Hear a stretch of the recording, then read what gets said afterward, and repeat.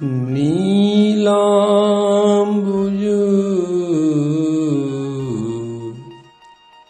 श्यामल कोमलांगम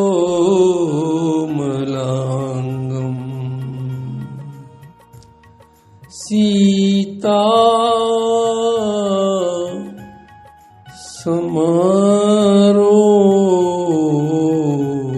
समारोपितु वाम भागम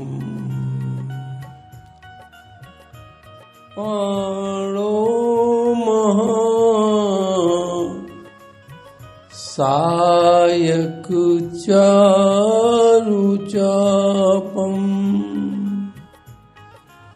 नमामि रामं रघुवंशनाथं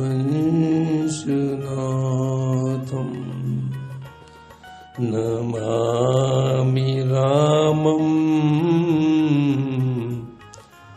रघुवंशनाथं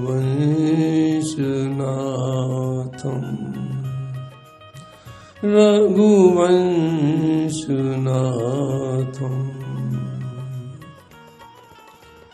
जनक सुता जग जननी जानकी अतिशय प्रिय करुणा निधान की आके युगपद कमल मनावूं जासु कृपा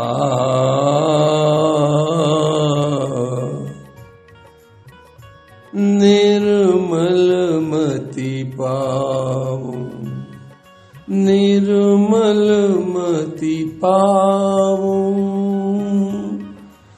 निर्मल मति पाऊं।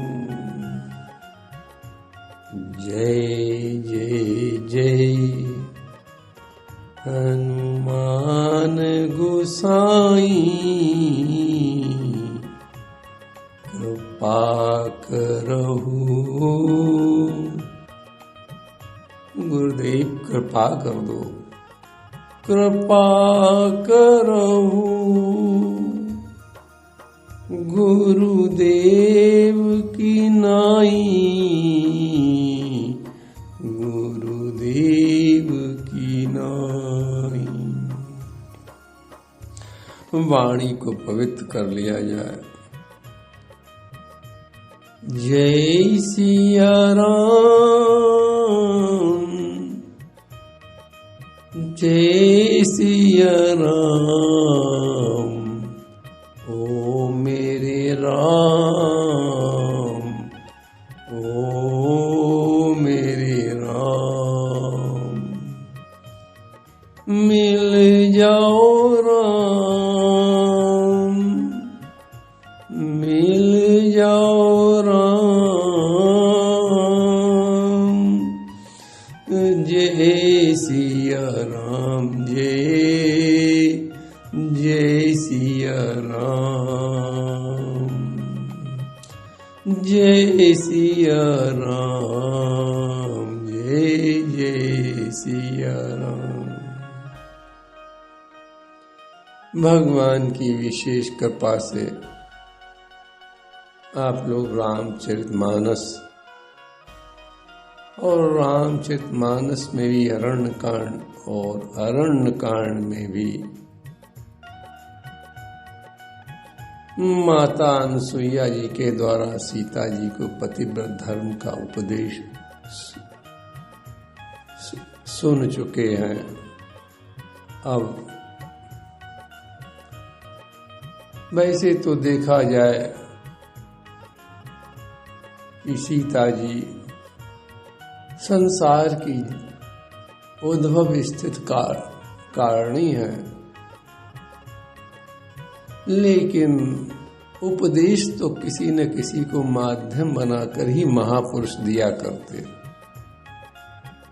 अनसुईया जी इतनी महान सती पतिव्रत धर्म वाली स्त्री है, ऋषि पत्नी है। उन्होंने सीता जी को माध्यम बनाकर संसार की माताओं का पतिव्रत धर्म सुरक्षित रखने के लिए बहुत सुंदर उपदेश सीता जी को किया। ये उपदेश माता सीता को बहुत प्रिय लगा, और प्रिय ही नहीं लगा, उन्हें सुनकर बहुत सुख हुआ। तुलसीदास जी की लेखनी आप देखें, सीता शब्द ऐश्वर्य का प्रतीक है और जानकी शब्द माधुर्य का प्रतीक है। क्योंकि भगवान राम की ये माधुर्य लीला चल रही है, माधुर्य भाव में ही राम जी ने अत्रि मुनि को दंडवत किया, लेकिन मुनि ने भी अपने धर्म का पालन करते हुए अपने हृदय से लगा लिया था, चरणों पर गिरने नहीं दिया था। मुनि ने भी माधुर्य भाव की रक्षा की। उसी प्रकार राम जी की ही तरह माधुर्य भाव में ही माता जानकी ने वो उपदेश सुना और माता अनसुईया के चरणों में प्रणाम किया। तुलसीदास जी के शब्द देखें, तुलसीदास जी यहाँ सीता शब्द नहीं लिख रहे, क्योंकि सीता शब्द ऐश्वर्य का प्रतीक है। तुलसीदास जी क्या लिख रहे हैं? सुनु जानकी, किसने उपदेश सुना? कि जानकी ने उपदेश सुना, क्योंकि जानकी माधुर्य का शब्द है, माधुर्य का प्रतीक है। तुलसीदास जी का शब्द जहां जो लिखना चाहिए वही लिखा गया। सुनु जानकी परम सुख पावा, ऐसा वैसा सुख नहीं हुआ, परम सुख जानकी माता को हुआ, क्योंकि वो तो स्वयं पतिव्रत धर्म की शिरोमणि है माता सीता। पतिव्रत धर्म तो उनसे ही संसार को मिला है, तो जिसके अंदर जो गुण होता वो उसको सुनकर बहुत आनंद आता, बहुत सुख मिलता है। जैसे सत्य बोलने वाले को सत्य सब सुनता है जब, तो बहुत सुख मिलता है। उसी प्रकार पति धर्म शिरोमणि माता जानकी ने जब माता अनसुईया के मुखारविंद से संसार को शिक्षा देने के ही कारण जब उपदेश किया तो उन्हें बहुत अच्छा लगा और बड़ा सुख मिला। सुनु जानकी परम सुख पावा,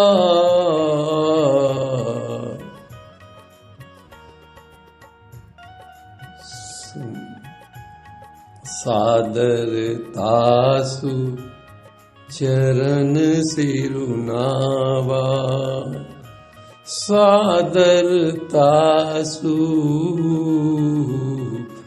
चरण सिरुनावा।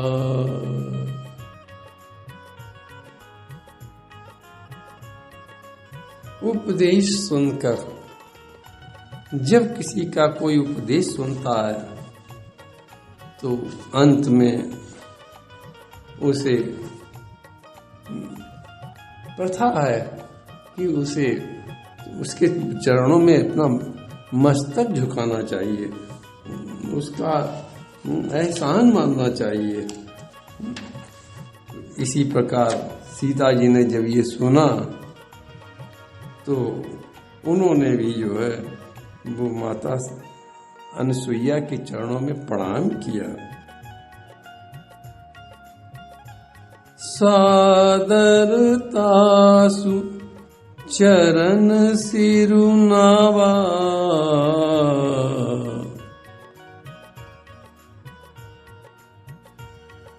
अब देखें, गरुड़ जी ने जब काकभुसुंडी जी से उपदेश सुना तो गरुड़ जी जो भगवान के वाहन हैं, उन्होंने भी काकभुसुंडी को चरणों में प्रणाम किया। तासु चरण सिर, तुलसीदास जी उस समय का वर्णन लिखते हैं कि गरुड़ जी क्या कर रहे हैं कि तासु चरण सिरुनाई करी प्रेम सहित मति धीर। गयऊ गरुड़ बैकुंठ तब हृदय राखी रघुवीर। तो तासु चरण सिरुनाई करे। जब कोई किसी से उपदेश सुनकर और विदा लेता है तो उसके चरणों में अपना मस्तक नवाकर विदा लेता है। ये प्रथा है, ये महापुरुषों की प्रथा है। उसी प्रथा के अनुसार गरुड़ जी ने काकभुसुंडी जी के चरणों में मस्तक नवाया था। और क्या कहा कि मोपई होए न प्रति उपकारा। जो हे काकभुसुंडी, हे गुरुदेव, आपने जो हमें उपदेश सुनाया, जो राम कथा सुनाई, उसके बदले में हम आपको कुछ दे नहीं सकते हैं। उसके समान तो कोई चीज है ही नहीं। तो गरुड़ जी क्या कह रहे हैं कि मोपई होए न प्रति उपकारा, बंदहूं तब पद बारही बारा। बंदहूं तब पद बारही बारा। गरुड़ी बार बार काकभुसुंडी के चरणों में सिर नवाकर कृतज्ञता कर दिखा रहे हैं। यहाँ जानकी जी सुशीलता के कारण कुछ बोली नहीं, केवल माथा नवाया। सुनो जानकी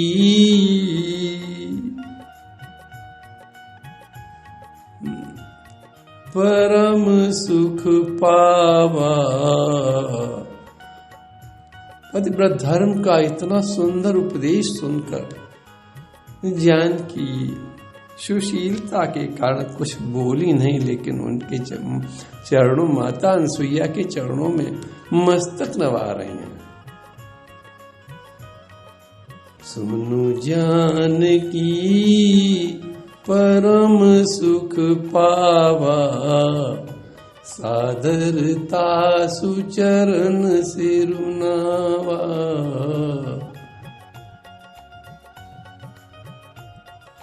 पतिव्रत धर्म कितना कठिन है, इसका एक दृष्टांत शास्त्रों में मिलता है कि एक बार एक पतिव्रता स्त्री की गोद में उसका पति सिर रखकर सो गया। उसी समय उस स्त्री का पुत्र अग्निकुंड में जाकर गिर गया। पतिव्रता स्त्री पुत्र को बचाने के लिए नहीं उठी। क्यों? उसने सोचा यदि हम उठती हैं तो हमारे पति की निद्रा भंग हो जाएगी और हमारा पतिव्रत धर्म भंग हो जाएगा। लेकिन अग्नि ने जब ऐसा पतिव्रत धर्म देखा, ऐसे पति धर्म का निर्वाह उसके द्वारा देखा, तो अग्नि शीतल हो गई, चंदन के समान शीतल हो गई। ये है पतिव्रत धर्म की महत्ता, ये है पतिव्रत धर्म की शक्ति।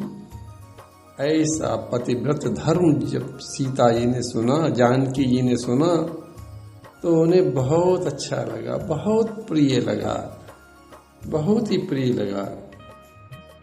बड़ों का उपदेश जब हम अभिमान छोड़कर सुनते हैं तो हमें बहुत प्रिय लगेगा। तो इसलिए बड़ों का उपदेश हमेशा अभिमान छोड़कर, कितने भी हम ज्ञानी हो, लेकिन जब कोई बड़ा उपदेश कर रहा हो तो अपने ज्ञान का अभिमान छोड़कर उसे सुने। सीता जी से ज्यादा कौन ज्ञानी होगा, लेकिन सीता जी सब कुछ जानते हुए भी उपदेश को बड़ा मन लगा के सुन रही हैं, इसीलिए तो उन्हें सुख मिला। सुनु जानकी परम सुख पावा, परम सुख पावा, और सादरता सु चरण सिरुनावा। तब राम जी ने मुनि से कहा, हे मुनिवर, आपकी आज्ञा हो तो अब हम दूसरे वन में जाएं। राम जी का कैसा चरित्र है। चक्रवर्ती महाराज दशरथ के पुत्र होते हुए भी और एक मुनि के सामने कृपा की याचना कर रहे हैं। क्या कह रहे हैं राम जी? अत्रि मुनि से क्या कह रहे हैं? संतत मोह पर कृपा करेहु। क्या राम जी का आदर्श है कि संतत मोह पर कृपा करेहु। हे मुनिवर, आप मुझ पर कृपा कभी न छोड़ें, अपनी कृपा हमारे ऊपर हमेशा बनाए रहें। आप देखें, चक्रवर्ती महाराज के पुत्र साक्षात ब्रह्म हैं, लेकिन मुनियों के सामने कैसा आदर्श रखा। मुनि के सामने कैसी मुनिवर का सम्मान बढ़ा रहे हैं। संतत मोह पर कृपा करेहु। और इतना ही नहीं, सेवक जानि तजौ जन नेहु। सेवक जाने, हे मुनि, मुझे अपना सेवक आप जानना, और सेवक जानकर कभी स्नेह न छोड़ना इस राम पर। राम जी की वाणी तो देखो, राम जी का चरित्र तो देखो। ये चरित्र हमें राम जी का शिक्षा देता है कि हम भी श्रेष्ठ जनों के सामने ऐसा नमन करें, ऐसी वाणी, प्रिय वाणी बोलें, ऐसा उनको सम्मान दें। तो राम जी क्या कह रहे हैं मुनि से, अत्रि मुनि से? संतत मोह पर कृपा करेहु, और सेवक जानि तजौ जन नेहु। जब ये वाणी अत्रि मुनि ने सुनी, अत्रि मुनि गदगद हो गए और बोले, हे राम, ब्रह्मा शिव सनकादि भी आपकी कृपा की याचना किया करते हैं, आपसे कृपा की याचना किया करते हैं। वो राम मुझसे ऐसे कोमल वचन कह रहा, ऐसे कोमल वाणी वो राम बोल रहे हैं। अब मैंने श्री जी की चतुराई यानी लक्ष्मी जी की चतुराई जानी है कि इसी वाणी के कारण, ऐसे आदर्श चरित्र के ही कारण जानकी जी ने, लक्ष्मी जी ने, श्री लक्ष्मी को कहते हैं, श्री जी ने सारे देवताओं को छोड़कर आपके गले में माला डाली, आपको पति के रूप में स्वीकार किया। अब जानी मैं श्री चतुराई, अत्रि मुनि राम जी से कह रहे हैं, अब जानी मैं श्री चतुराई। श्री कहते लक्ष्मी जी को। अब जानी मैं श्री चतुराई, भजी तुम्हें सब देव बिहाई। हे राम के ही विधि कहो जाहु अब स्वामी। अत्रि मुनि के नेत्रों में जल भर आया, शरीर रोमांचित हो गया, अश्रुधारा बहने लगी। हाथ जोड़कर नमन करते हुए राम जी को कह रहे हैं अत्रि मुनि, क्या भारत की संस्कृति है, एक दूसरे को नमन कर रहे हैं। भारत का एक ऋषि, इतना उच्चतम ऋषि, तपोबल का धनी, राम को झुककर प्रणाम कर रहा है, और एक साक्षात ब्रह्म का अवतार होते हुए राम जी मुनिवर को प्रणाम कर रहे हैं, परस्पर एक दूसरे को प्रणाम कर रहे हैं। यही तो भारत की संस्कृति है, यही संस्कृति भारत की धरोहर है, यही संस्कृति भारत का गौरव है। परस्पर एक दूसरे को नमन करना, ये भारत की संस्कृति है। किसी के पास अभिमान नहीं, ये भारत की संस्कृति है। तो अत्रि मुनि क्या कह रहे हैं अश्रुधारा बहाते हुए कि के ही विधि कहो जाऊ अब स्वामी। हे स्वामी, मैं कैसे कहूं आप जाओ। कहु नाथ तुम अंतर्यामी, के ही विधि कहो जाऊ अब स्वामी। कहु नाथ तुम अंतर्यामी। हे नाथ, तुम तो अंतर्यामी हो, कैसे मैं कहूं कि आप जाएं।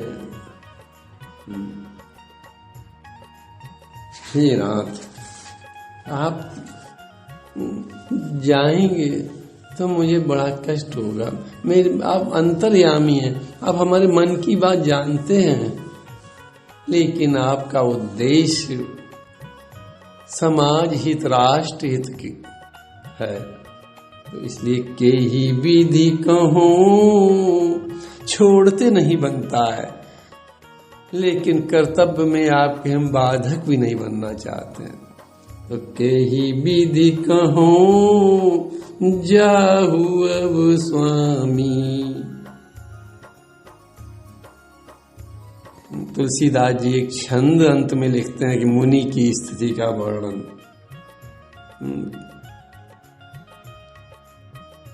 तन पुलक निर्भर प्रेम पूरन।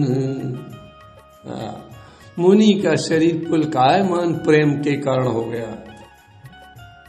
प्रेम से परिपूर्ण मुनि है, अश्रुधारा प्रेम के कारण बह रही है। तन पुलक, तुलसीदास जी अत्रि मुनि की स्थिति का वर्णन करते हुए छंद लिख रहे हैं। तन पुलक निर्भर प्रेम पूरन, नयन मुख पंकज दिए।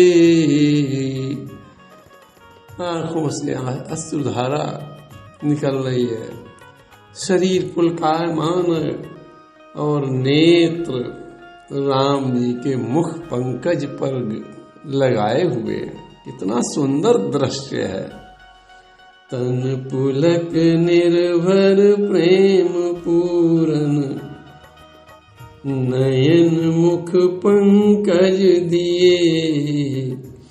मन ज्ञान गुण गोतीत प्रभु में, दीख जप तप का किए। और मन में विचार कर रहे हैं अत्रि मुनि कि मैंने कौन सा जप किया, कौन सा तप किया। ज्ञान, जो ज्ञान और गुण से और इंद्रियों से परे परमात्मा राम, प्रभु राम का दर्शन मुझे आज मिला। मैंने तो ऐसा कोई जप तप नहीं किया, लेकिन ये प्रभु की कृपा है हमारे ऊपर। जप जोग धर्म समूह ते नर, भगति अनुपम अनुपम पावई। अरे जप योग धार्मिक कार्य से मनुष्य अनुपम भक्ति को पा जाता है। जप जोग धर्म समूह ते नर, भगति अनुपम पावई। इनसे जप योग और धर्म के कारण अनुपम भक्ति तो मिल जाती है, लेकिन दर्शन राम जी का मिलना बड़ा मुश्किल है। ये तो उनकी कृपा पर निर्भर है। तो अत्रि मुनि आज मन में सोच रहे हैं कि मैंने जब तक तो कुछ किया नहीं, लेकिन हे राम तुम्हारी कितनी कृपा हमारे ऊपर कि आप साक्षात हमें दर्शन दे रहे हो। तन पुलक निर्भर प्रेम पूरन, नयन मुख पंकज दिए। अत्रि मुनि के नेत्र राम जी के का दर्शन करते अघा नहीं रहे।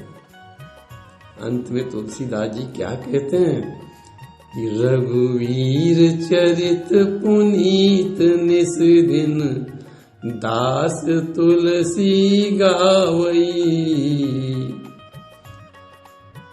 तुलसीदास जी कहते हैं कि रघुवीर श्री राम जी के पवित्र चरित्र इतने सुंदर हैं कि तुलसीदास दिन रात गाते हुए अघाता नहीं है। रघुवीर चरित पुनीत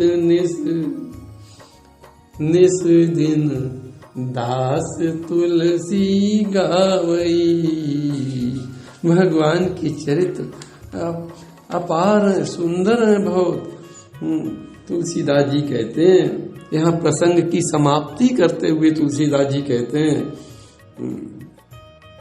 कि भगवान के चरित्र ये तुलसीदास दिन रात भी गाए फिर भी अघाता नहीं है। बस यहीं से आज प्रसंग का विश्राम हो जाता है। प्रभु के चरणन में सदा पुनि पुनि करूं प्रणाम, यही कहूं भूलूं नहीं मेरे प्रियतम राम। हे राम जी, हे मेरे आराध्य, हे मेरे इष्ट, हे मेरे माता पिता, ऐसी कृपा करते रहना कि अंतिम सांस में भी आपको भूलूं नहीं। मेरे प्रियतम राम, हे राम जी, आपकी स्मृति अंतिम सांस में भी बनी रहे प्रभु। आपकी कृपा से ऐसा हो सकता है। प्रभु के चरणन में सदा पुनि पुनि करूं प्रणाम, यही कहूं भूलूं नहीं, भूलूं नहीं मेरे प्रियतम राम, मेरे प्रियतम राम।